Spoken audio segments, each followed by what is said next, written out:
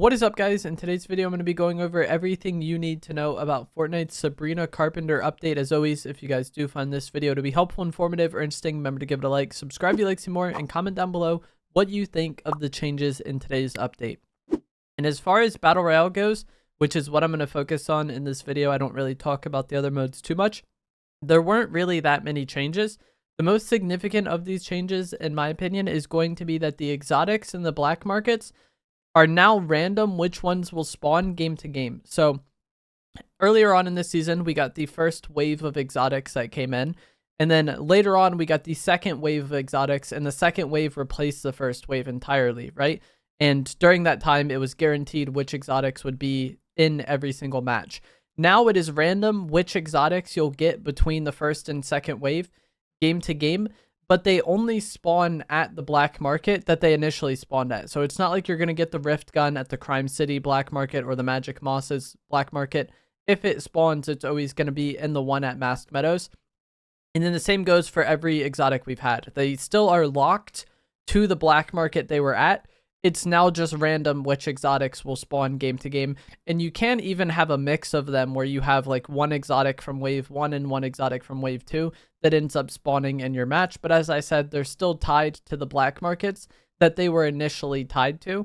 And then the mythic weapons stayed the same. Those didn't change. Those didn't cycle. The mythics at the black markets are the same mythics that have been there since the season started. And that, I think, will affect the game pretty significantly, because a lot of players were landing at black markets, most notably the one outside Masked Meadows, and then getting that Rift Gun off the rip. And now if that is your playstyle, you're not guaranteed to get that specific exotic every single game. And so if you are someone that lands at the black markets, this will definitely affect how you want to play. And then even that aside, just which exotics spawn in your given match will definitely impact how that match plays out. So having them be a bit more random will hopefully help every match feel a little more different. Obviously, if you're someone who really wanted a specific exotic, this is unfortunate for you. But overall, I think this is a pretty good change. Another change that I think is good, but some people don't like, is going to be how rebooting works. Got some changes in today's update. If you go to reboot your teammate and don't have their reboot card, you can pay 500 gold and then reboot them without the card, or like basically you buy their reboot card for 500 gold, and then you can just reboot them. So you no longer need to collect your teammate's card, and if the card expires, you could just buy it from the reboot van, and this costs 500 gold. And then the player who is being rebooted can pay 1,000 gold to spawn in with a starter loadout, and this is a blue hollow AR, 2 big shields, and then some mats and build mode. And this change is the one that I've seen a lot of debate and a lot of disagreement about.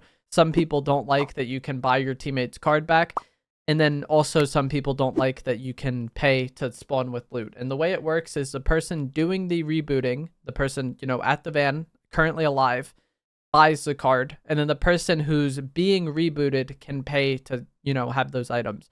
So it's not like one person pays for all of it, and it's not like, your teammate can choose to give you loot. So both of you will need gold for this to work out perfectly.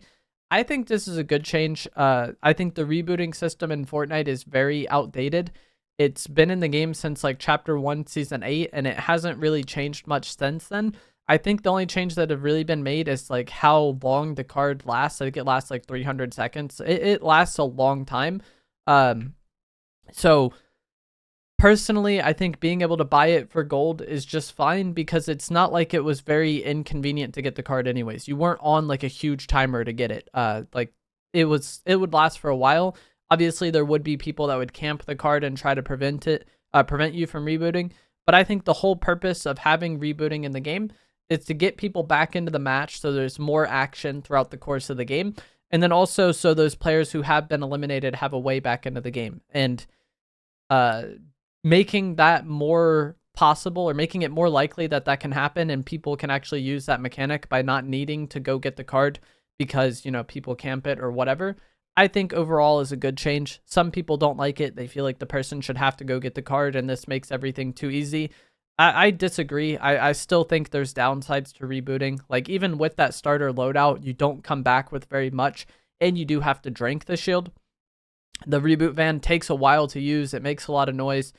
later on in the match, people are definitely going to go and push you as soon as they hear that rebooting. So I don't think it's just like people are going to be coming back instantly all the time, and like there's no downside to eliminating people. So I think that like now you just have to do something different other than camp the card. And overall, I think that is a good thing, and it will make the game probably more enjoyable for more people. Another change that was made in today's update, which is difficult to talk about, is going to be the pickaxe trick. So if you guys were unaware, ever since cars were added to the game in Chapter 2, Season 3, so like 5 years ago, you could damage people with your pickaxe in the car if you were swinging your pickaxe as you entered the car and you kept the swing button held the entire time, right? This has been in the game for several years, as I said. In today's update, this seemingly broke, but it's not completely removed. It's just certain pickaxes no longer have the ability to do it. And from my experience, it is the pickaxes that require your character to have 2 hands on one pickaxe. So the dual wield pickaxes can still do the pickaxe trick just fine. And certain one-handed single pickaxes can also do the trick just fine. It's the main 2-handed pickaxes, like one pickaxe, 2 hands on it, that has an issue. So I don't really know what was going on here. I think there's a few potential solutions. So my personal opinion is that Epic was okay with the pickaxe trick. It might not have been intended to be added to the game, but they left it in for 5 years, and it's a very widespread known thing in the community. So I've always felt like they were okay with it. We even got a car season last year, and they didn't touch the pickaxe trick, right? So either they intentionally tried to patch this and messed up and only removed it from certain pickaxes, and, you know, it will be removed from the other pickaxes later on, or this was just some accident, and that's why it only broke with certain pickaxes. I was told they did something with how the pickaxe displays in your locker for those 2-handed ones, and then that's what's causing it for some reason. For like some bizarre, unexplainable reason, them changing it in the locker changed how the pickaxes function slightly in game. I'm not 100% sure on that, but I don't really know what was going on here. The takeaway should be that as of now, you can still do it with certain pickaxes, the dual wield ones and those single-handed ones. I expect this to change in the future, though. I think they'll either remove it completely or they'll put it back to where every pickaxe works exactly the same.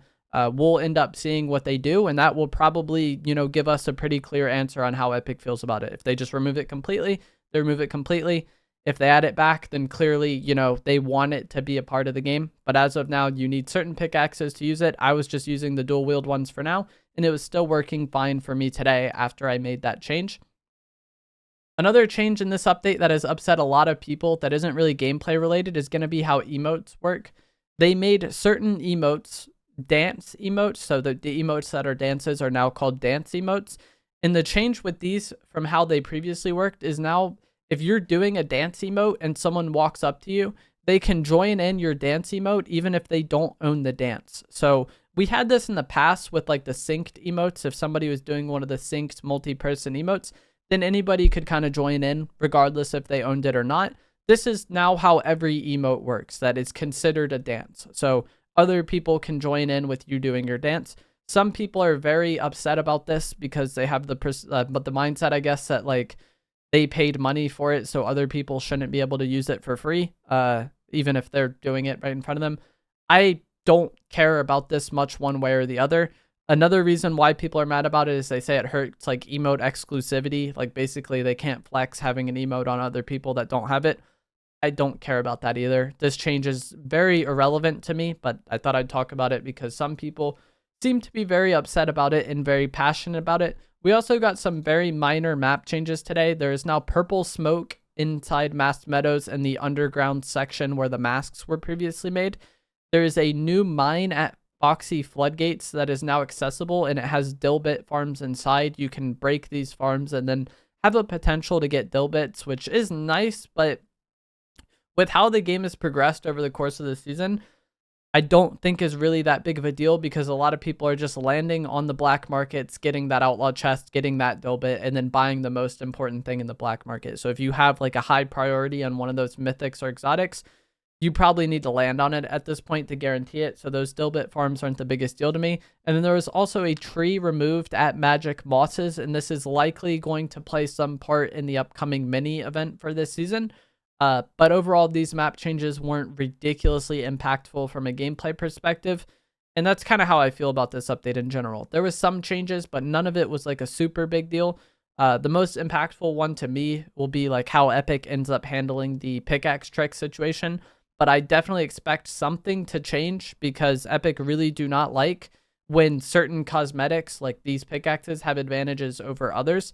So I definitely think they'll either remove the pickaxe trick completely or fix it to where it works with every pickaxe again. But that is going to be it for this video. As always, if you guys did find this to be helpful, informative, or interesting, remember to give it a like, subscribe if you'd like to see more, and I will see you guys in the next one. Thanks for watching.